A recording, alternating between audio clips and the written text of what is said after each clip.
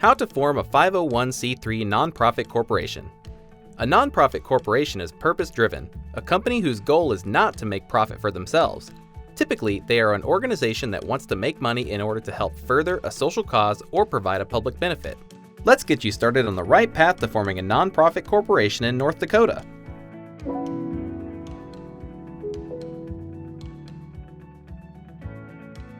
If you're not sure what a nonprofit is, check out our other video, What is a Nonprofit?, linked below. How do you form a nonprofit corporation? There are two ways. You can do it yourself, or you can hire a service to do it for you. Let's take a look at both options and help you decide how to go about forming your own nonprofit corporation. Option 1. Do it yourself. If you want to save money, you can form a nonprofit corporation on your own. Let's take a look at the 6 steps to forming a nonprofit corporation on your own. 1. Choose and secure your nonprofit's name. The name you select for your nonprofit will establish its brand. It's the first thing most people will learn about your organization. It's important to pick a name that both aligns with your mission and follows the rules of naming guidelines in North Dakota. You'll need to check North Dakota's specific naming requirements, but in general, follow these rules when choosing a name. The name you pick for your organization should not include any words or terms that could be considered grossly offensive or misleading. The name must be distinct from that of any other corporation in North Dakota. For more information on what makes a name distinct, check out our other video, How to Name Your Business in North Dakota, linked below. Once you have a name selected, do a name search to make sure it's available in North Dakota. After doing a North Dakota name search, you'll want to do a domain search to see if your name is available as a URL. Even if you don't plan on making a website today, you may want to secure the URL so someone else doesn't take it. 2. Appoint a registered agent. The registered agent can be an individual in the company, including yourself, or you can hire a professional service authorized to do business in North Dakota. They will send and receive legal papers on your behalf. These documents include official correspondence, like legal summons and document filings, which your registered agent will receive and forward to you. Your registered agent will also help remind you to file the necessary reports.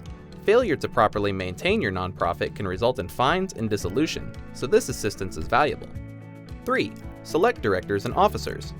Your nonprofit corporation will be made up of some number of directors and officers.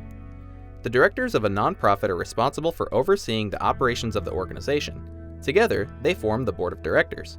The power and influence of the directors over the organization comes from them as a board. The directors themselves do not have any authority as individuals. The board typically creates the policies that govern the nonprofit. They also oversee management-level hiring, such as the company officers. The officers of a nonprofit, such as the president or secretary, are individuals with responsibilities and the authority to execute based on their job description. Together, the officers on the board will come together to make up the organizational structure of your nonprofit.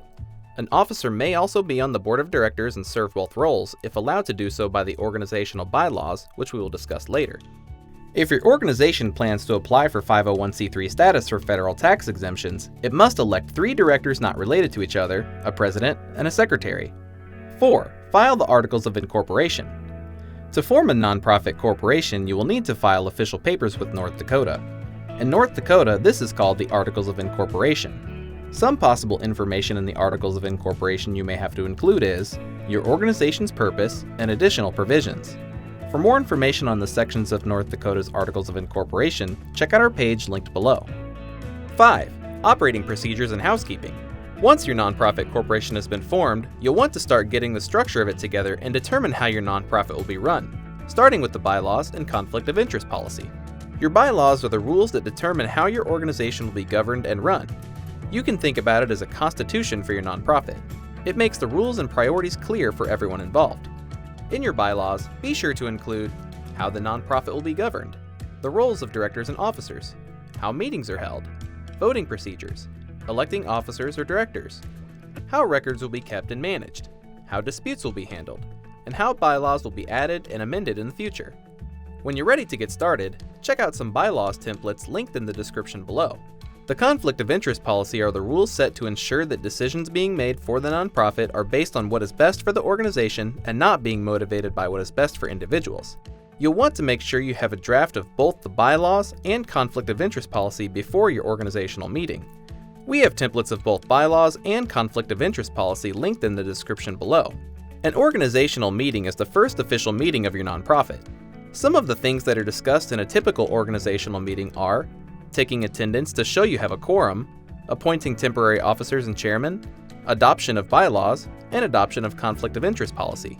It's important to record minutes of the meeting and have it signed by all attending directors. We have some corporate minutes templates linked below to help you get the ball rolling.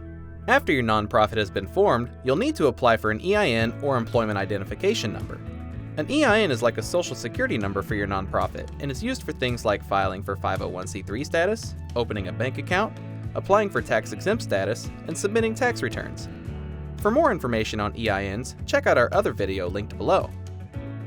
6. Apply for 501c3 status, federal tax exemption. What is federal tax exempt status and why do you want it? When a corporation generates income, that corporation has to pay a federal income tax. As a nonprofit, your goal is to generate income that is used to help further a cause, rather than fill the pockets of the company employees. Because of this, the federal government allows that nonprofits' income not be taxed so that more of the money can go towards the cause that the nonprofit is supporting. Before your nonprofit can apply for 501c3 status, it must file the Articles of Formation with the required provisions, adopt the bylaws and conflict of interest policy, and have an EIN number.